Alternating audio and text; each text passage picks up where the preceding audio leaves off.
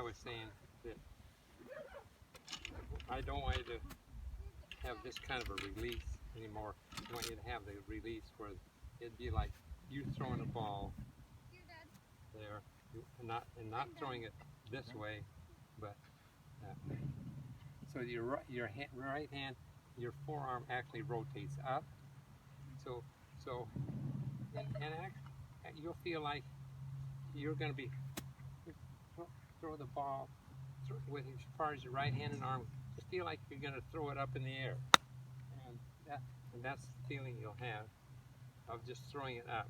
So I just throw it up in the air, and so your hands work and arms work there, and then when you see these players then on TV, when you'll see them now, they'll ending here and not there. And so we'll work a little bit on this address, on this finish.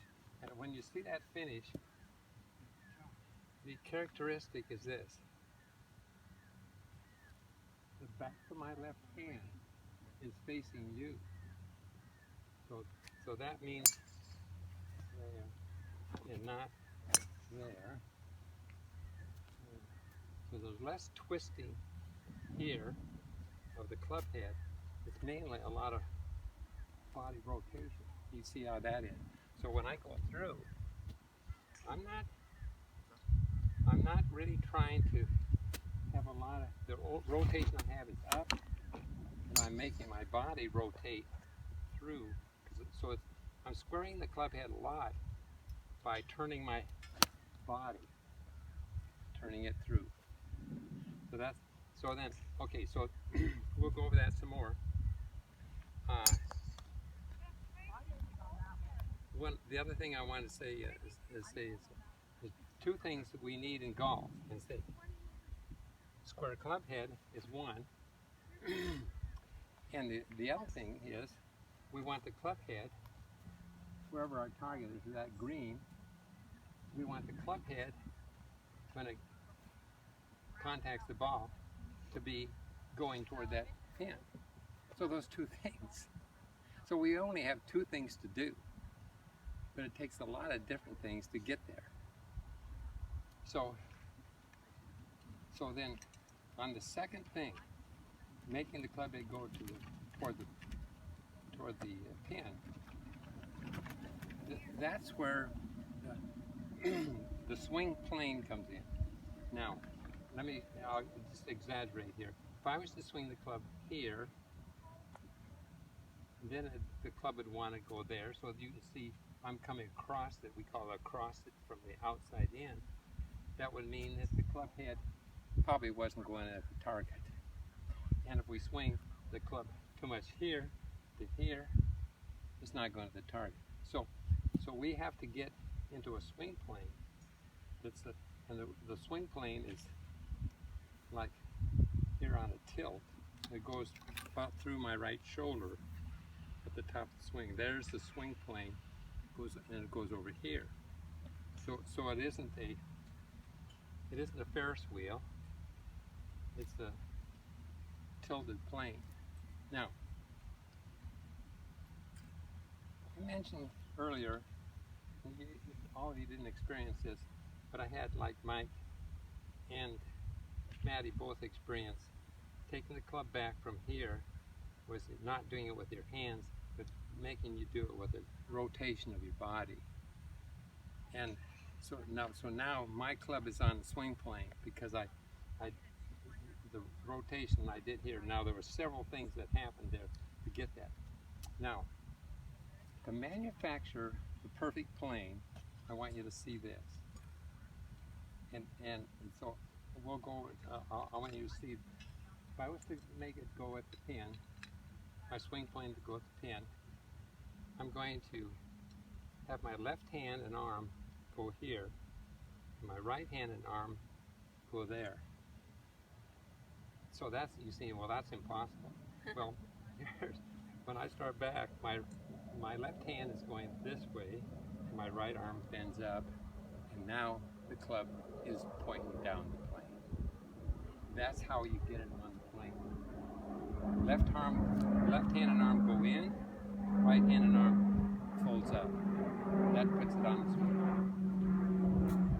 So if I was to take that right here then, if I swing my left hand in, right hand folds up, and swing back, I'll be pointing down the swing. And so, so that'll get you on a plane that so when the club comes down, when it hits the ball, it's going to go down the target line. And we already know how to square it. We're going to square it by having this motion here. So if I have those two positions, then the ball's got to go straight. Scientifically, right, Dan? So if I do those two, there, got to go straight. And so that's what most of the players are doing there now. They haven't caught on to this, how to take it back yet. You'll see that on your YouTube in about 5-6 years. Let's wash my hands again. This. That's it. And it's kind of weird. So so when I start it back and turning, I'll feel my hand. This hand is going close to my leg. It's going there. So if I do it by the lag and drag, by turning there, and now I'm going to let it, right arm, take it up, there it is on the plane. Now, before it reaches parallel to the ground, the shaft should be pointing left to target, right? Only when I go all the way parallel, it's going to be on the target line, parallel to target.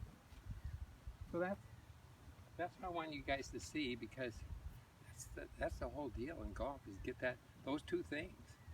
And so then, now going back to squaring the club head, working from here and feeling that the club is rotating. Now my hand actually rotating down, so I'm rotating the face down, and so there, now my body's turning, now it's square, you see. And so when that happens, I'm rotating it down, and versus this way. See, that's the old release. I'm saying, no, I want you to rotate it down, and that gets the left hand flat here. And that puts your hands ahead of the club head. And so there's my impact. Now, so there's the shaft lean, we call it shaft lean. Left hand is flat, shaft lean. So this 9-iron is like a normal 7-iron. So you see these guys hitting balls, and they see them hitting a 7-iron, which we would hit years ago. Of course, it was a little bit shorter and didn't have the technology, but a 7-iron, I hit a 7-iron 150 yards. Now, all these guys hit a 7-iron 190, sometimes 200 yards. Well, when you have shaft lean and the extra length hub, it's going for it. Now, the interesting thing about all this I'm telling you, not necessarily how to take it back, because he didn't take it back, but Ben Hogan, this is how Ben Hogan hit the golf ball, with the flat left wrist. And so that's what this all came from. So in the flat wrist versus if I hit it the other way, release the other way, see, so you get a cup release, and so you don't know when it's going to come undone. It's going to come on back down in here, but anyway, it would be something like this. So sometimes it would be kind of a scoop at time, and distance was not really consistent. So now, with this type of release, you can have more of a consistent ball flight and ball distance. That's those adds another dimension, that you can have the correct distance. You choose whatever it is, 9-iron, and I'm thinking, well, it's always going to go 130 yards. Well, then if it's 125 yards, well, all I have to do is, I'm going to tell you the rest here. See, for every inch, now this is where I grip the club, an inch down from the club, an inch Now if I go down 1/2 an inch, that's 5 yards. So every inch you go down is basically 10 yards. So if I hit this 130, if I want to hit it 135, I just choke down 1/2 an inch, and now I'll just try to put on my normal swing, and yeah, that should go the 125 yards. And so that's why sometimes I hear people say, the announcers say, well, he's between clubs, he doesn't know which one to hit. Well, it's so simple. You take and just choke the club. So now the difference between a 9-iron and an 8-iron is basically this. There's 3 degrees difference in loft, which that's normally that's 2 or 3 yards, but then there's also 1 inch difference in length, and so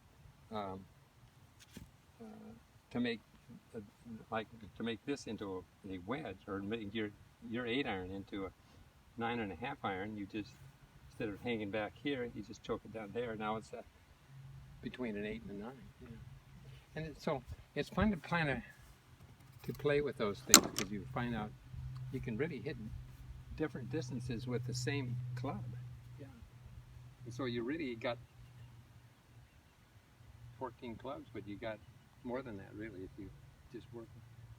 Okay, so that's why I wanted you guys to see that the how to get it on swing plane and revert, and how to get this to square up again. Now, learning how to feel this squaring up.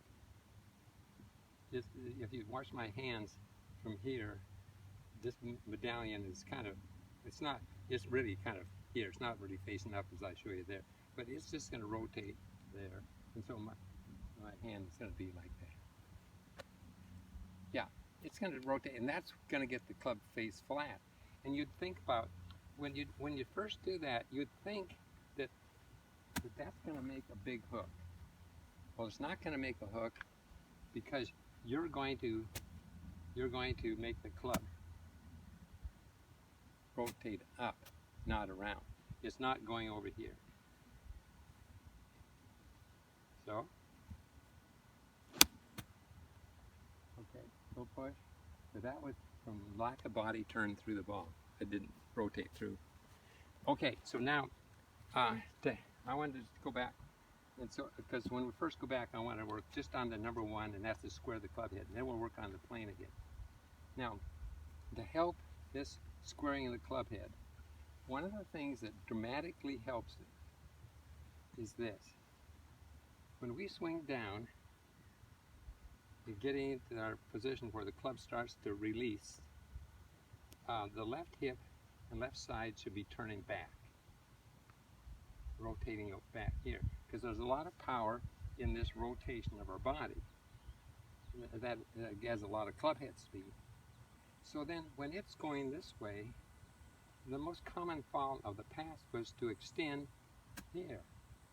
Well, now you'll see that that's not happening, and for some reason I never did that. And so when you're going through the ball, this arm reconnects, and this elbow follows the hip. And if it's following the hip, then the left hand is following the hip too. So as we go through the ball from here, I'll go through it real slow, Megan. So I go there. Now that helps turn the club over. So if I make my hands go left with my hip, that helps to square the club. So I'll just make my left hand go left with the hip. So when that happens, that club is going to re-square itself.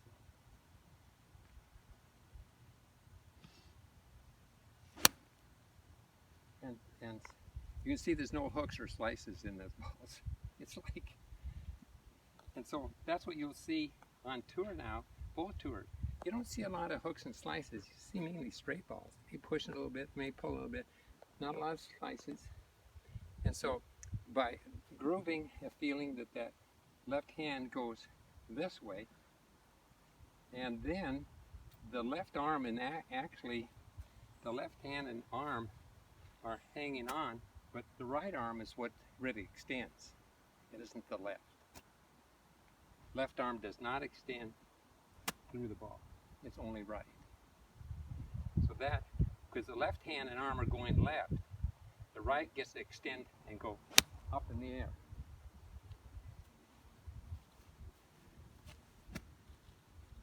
So we'll work on just for a few minutes, just hitting some baby shots and work on re-squaring the club head so that we can feel it gets squared. Okay.